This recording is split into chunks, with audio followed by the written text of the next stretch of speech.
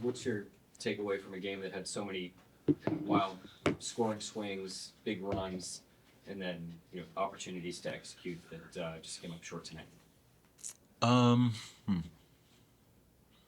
Thought we did a good job battling back. Basketball's a game of runs. Thought we did a good job answering the bell. Just the start of the third quarter, that was like a big stretch, like down 20, coming out of the game can like really get away from you that first 5 minutes. So I thought we did a good job there. Being able to course correct, I thought was good tonight too. Defensively, the game kind of got away from us early in the game, and then I think we even took the lead a couple times coming up. So just defensively, we got back into our stuff, started trusting each other more on offense, and yeah. As they aggressively trap you and blitz you, what's your mindset in terms of trying to get other guys involved and maybe take advantage of some of those opportunities? Yeah, tonight was probably the heaviest that it's been, just in terms of like all the. I guess saw so many different coverages tonight, which was good. It allowed me to like kind of read the game and like figure the game out. So definitely don't take those opportunities for granted. But yeah, just trying to like find my teammates. Like I said, a lot of it was, I wouldn't say new, it was just more of it. So obviously not having Shea out there, they kind of figured they were going to throw a lot of stuff like that out there. But yeah, just trying to learn and understand the coverages, where I need to throw the ball, and how I can still like kind of like pick my spots, like be aggressive. Joe, just on a similar note, I know that the Dallas defense, their roster is not one for one with the team you played in the playoffs, but how much of what you saw tonight felt similar or maybe different from what you saw in terms of what they do? It was different. They didn't really like double big us just because we were small, and I think Lively was out too. So like not having Luca, they're a completely different team, and that's not good or bad. Just from my playoff experience till now, it's just two totally different situations. Uh, I think a lot of it was just like coverage wise was probably like the closest thing to that. I think again not having like Shea, Chet, Hart, like all those guys out there makes it so much different from the playoffs. So I don't really know how else to like answer that, but just like I said, as far as the coverages and stuff, it was definitely different. And obviously, like you mentioned, you knew this was sort of going to happen because Shea never misses games. You can imagine that Yeah. pressure is going to shift onto you. I guess, do you relish those opportunities? And I guess coming into the game knowing your Shea was going to be gone, like how did you kind of frame the opportunity for yourself? Yeah, just being ready to play. Like you said, Shea doesn't really miss games often, um, but not trying to like do too much, but still play within the team. And yeah, just take it as like a learning opportunity. It's a privilege to be able to go out there and like not everybody in the NBA gets doubled and blitzed and kind of all that. So definitely is a good thing. I just feel like it kind of got better tonight. I was talking about that with E. And just like I got to do a bunch of stuff that I normally wouldn't see, and um, you know, random games in January on a back to back where I can get better is a good opportunity. Two McMahon as well. How do you evaluate the way you handled all that, all the extra attention that you're talking about? And, like, if you're looking at this clearly as a opportunity to grow and learn, where do you see you being able to get better and benefit from that?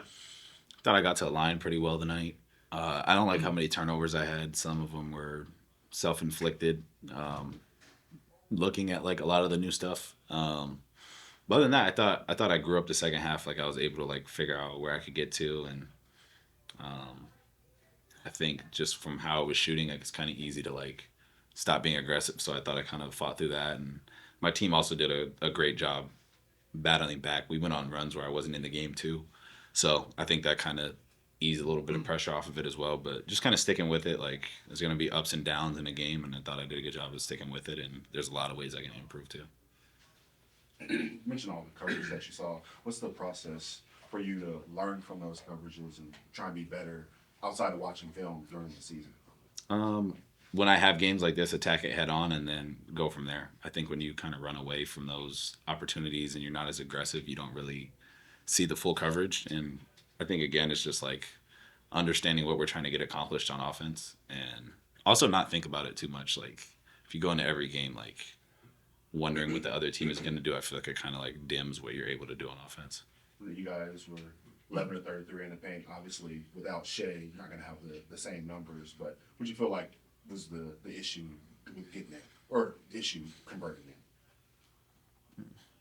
I think obviously like Gafford's a good shot blocker, so he was in there a bunch. I think just different guys kind of went in there, and that kind of is. I wouldn't read too much into it, but yeah, everybody is playing like a completely different role today. So it wasn't just me like trying to figure out the game as well. So it's good that we were still aggressive, and that's obviously a number we'd like to be higher, but like the process of what we're doing is good.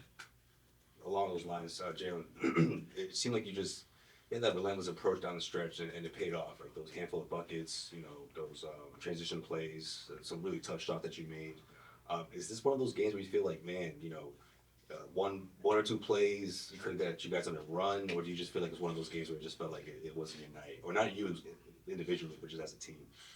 I think it's hard to get rewarded for being down 20 in a game. So I can go down the line and up my game, but I got to shot like 4 from 8 from the free throw.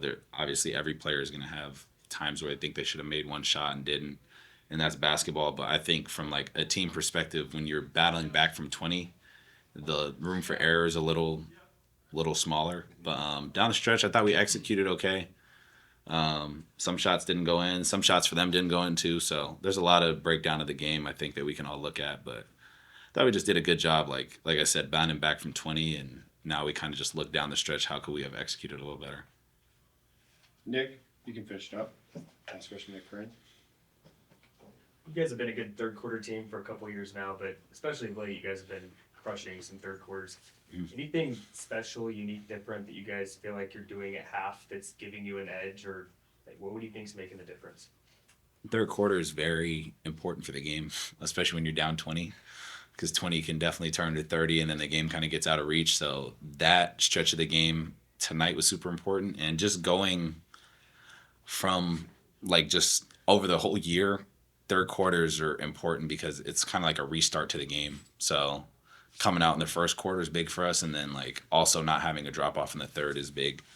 And I think I specifically remember last year there was like a stretch where our third quarters weren't really good, and it was hard for us to kind of like climb back into games. So I think this has kind of made it easier for us to like be involved in games. Like obviously our third quarter tonight was huge. We cut it to like 8 or something like that before they called timeout. So that's definitely like a point of emphasis. Thanks, Dale. Cool.